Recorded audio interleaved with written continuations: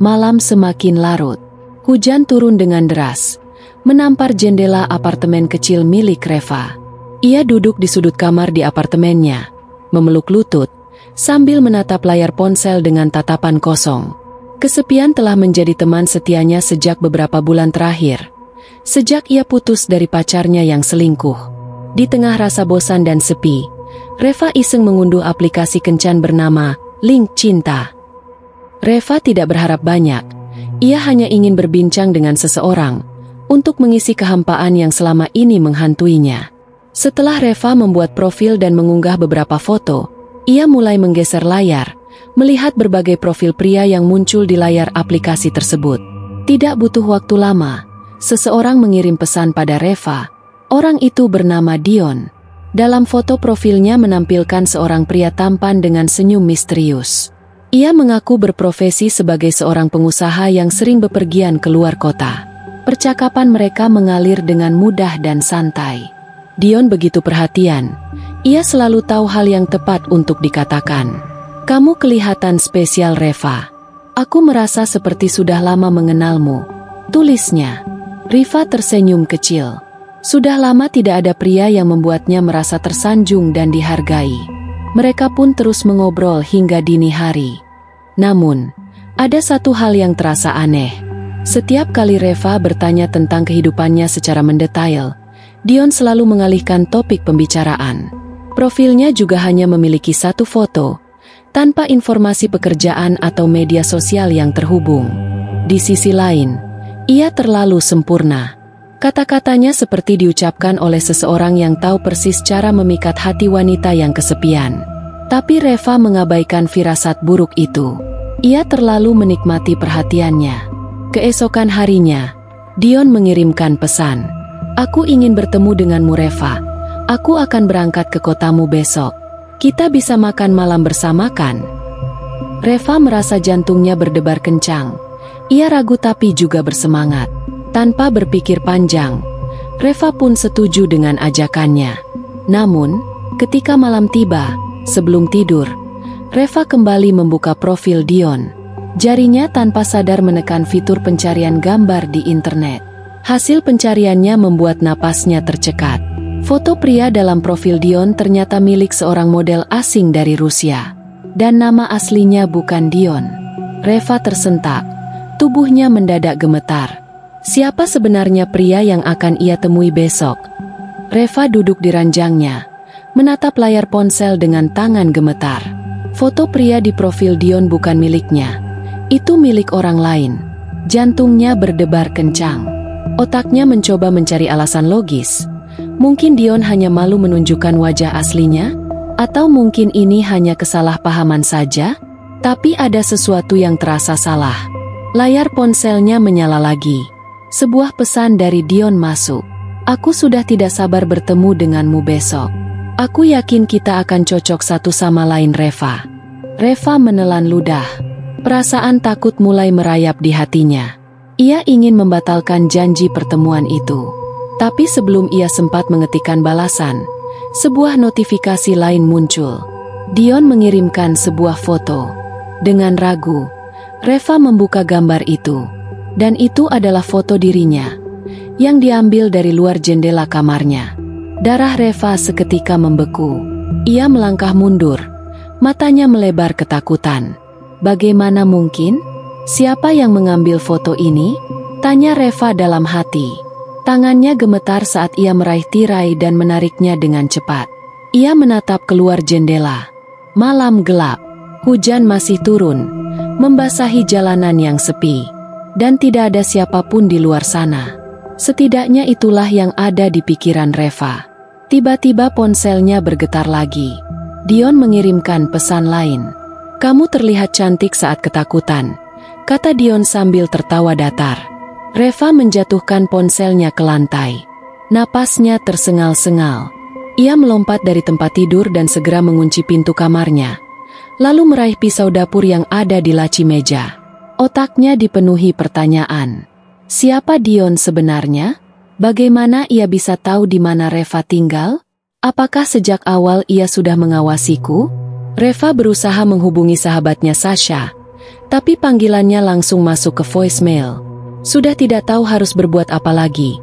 Lalu Reva segera menghapus aplikasi link cinta, berharap itu bisa menghentikan semua ini. Namun, hanya dalam hitungan detik setelah aplikasi terhapus, sebuah pesan masuk, kali ini lewat SMS. Menghapus aplikasi tidak akan membuatku pergi Reva.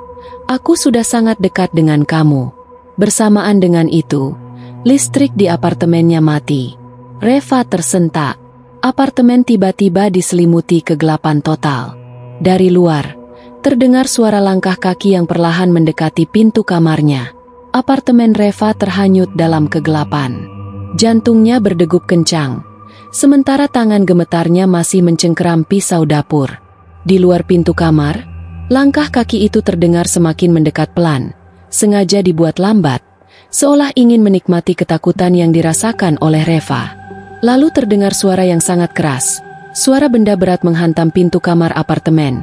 Reva terlonjak mundur, punggungnya menabrak dinding, napasnya tersengal dan tubuhnya mulai berkeringat dingin. Ponselnya bergetar lagi.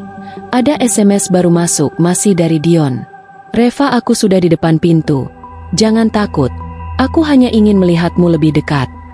Tangan Reva mencengkeram gagang pisau semakin erat. Apapun yang terjadi ia harus bertindak, tidak bisa hanya menunggu. Dengan langkah pelan, ia meraih ponsel yang tadi terjatuh dan mencoba menghubungi polisi. Maaf, nomor yang Anda tuju sedang sibuk. Mati-matian ia mencoba lagi. Namun, hasilnya tetap sama. Nomor yang dituju masih tetap sibuk. Tidak mungkin. Apakah seseorang yang telah merusak jaringannya? Sementara itu, suara di luar pintu berubah. Bukan lagi langkah kaki, tapi suara napas berat dan dalam, seperti ada seseorang yang berdiri diam di depan pintunya, menunggu. Kemudian terdengar suara berbisik dari balik pintu. Eva, aku tahu kamu sendirian. Detik itu juga, keberanian Reva runtuh. Ia tersadar bahwa pria ini bukan hanya sekadar penguntit biasa. Dia adalah seseorang yang telah mengawasi dan mempelajari setiap gerak-geriknya. Ketakutan berubah menjadi kepanikan. Dengan cepat, Reva melangkah ke arah jendela. Apartemennya berada di lantai 2, tidak terlalu tinggi. Jika ia bisa melompat ke balkon tetangganya, mungkin ia bisa kabur. Namun, sebelum sempat melangkah lebih jauh, gagang pintu kamar mulai bergerak. Dada Reva serasa berhenti berdetak. Kunci pintunya bergetar, seakan seseorang sedang mencoba membukanya dari luar. Dengan cepat ia mengambil kursi untuk mengganjal pintu. Meski tubuhnya gemetar hebat, tapi ia harus tetap bergerak.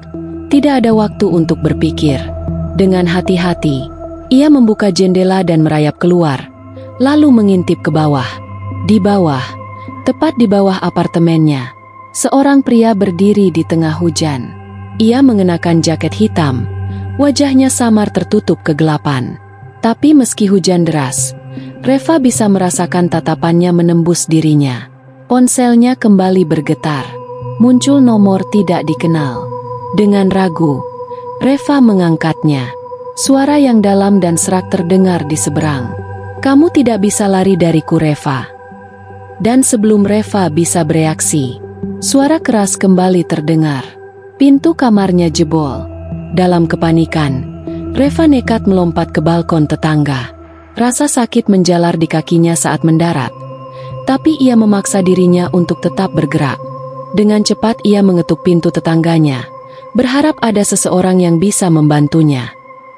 Namun tak ada jawaban. Di belakangnya, terdengar suara langkah kaki yang begitu cepat. Seseorang mengejarnya. Reva berlari sekuat tenaga, melewati lorong apartemen yang gelap. Nafasnya putus-putus, jantungnya berdetak liar. Saat mencapai tangga darurat, ia bergegas turun. Namun, begitu mencapai lantai bawah, pria itu sudah menunggunya. Dion atau siapapun dia, berdiri di ambang pintu keluar, dengan senyum dingin yang mengerikan. Reva mundur selangkah, tubuhnya lunglai dalam ketakutan. Pria itu perlahan melangkah maju, pisau besar di tangannya berkilat dalam kegelapan. Kamu membuatku bekerja lebih keras dari yang kubayangkan. Tapi tidak apa. Setidaknya, kita akhirnya bisa bertemu. Air mata Reva mengalir. Ia mencoba berteriak, tapi suara itu tercekat di tenggorokannya. Pria itu mengangkat pisaunya tinggi, diarahkan ke tubuh Reva. Kemudian semuanya menjadi gelap. Apa yang terjadi pada Reva? Apakah pria itu membunuhnya? Tulis di kolom komentar.